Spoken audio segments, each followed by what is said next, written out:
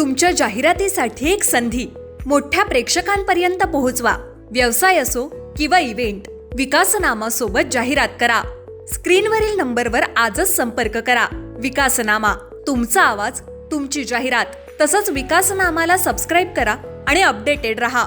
नमस्कार, मी विकास मिरणे. विकासनामा डिजिटल प्लॅटफॉर्ममध्ये आपलं सर्वांचं स्वागत आहे. कर्जत पंचायत समिती सभापती जे आहेत नमिता सुधाकर घारे यांची निवड जवळपास निश्चित झालेले आपले सूत्र सांगतात.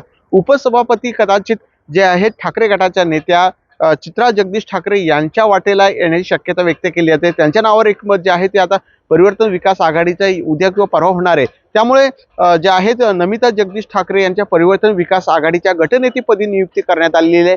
या संदर्भामध्ये दीपक श्रीखंडे असतील यांनी अलिबाग जाऊन इथे जे आहे परिवर्तन विकास आघाडीची नोंदणी करण्यात आलेली. ही नोंदणी परिवर्तन विकास आघाडी म्हणून करण्यात आलेली आहे. कारण जर नोंदणी करत असताना आपण बघतो ठाकरे गटाची वेगळी करतात, अजित पवार गटाची वेगळी करतात, मात्र परिवर्तन विकास आघाडी एकत्र लढले आणि एकत्रपणे गट नोंदणी करण्यात आलेली आहे. त्यामुळे गटनेता म्हणून जे आहेत नमिता सुधाकर घारे यांचा नियुक्ती करण्यात आलेली आहे. गटनेता हा खूप महत्वाचे असतं. व्हीप असेल किंवा पक्षावर एखाद्या सदस्यावर कारवाई करायची असेल तर गटनेता म्हणून तो कारवाई करू शकतो आणि पक्षाचा एक निमंत्रक किंवा ज्या पद्धतीने एक होल्ड किंवा एखादा नेता म्हणून गटनेत्याला खूप महत्वाचे अधिकार असतात.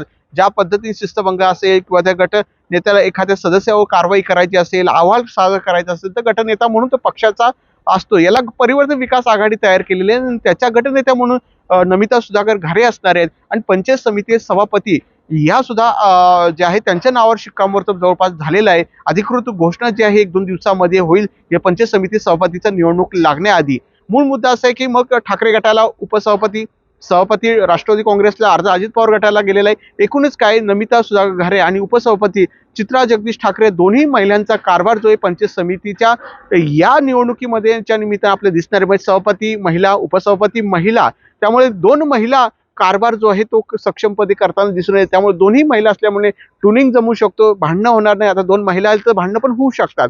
त्यामुळे पुढचं काही सांगू शकत नाही, पण 2 महिलांच्या हाती पदभार देण्याचा निर्णय जवळपास निश्चित झालेलाच दिसून येत आहे. धन्यवाद.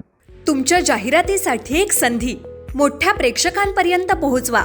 व्यवसाय असो किंवा इव्हेंट, विकासनामा सोबत जाहिरात करा. स्क्रीनवरील नंबरवर आजच संपर्क करा. विकासनामा, तुमचा आवाज, तुमची जाहिरात.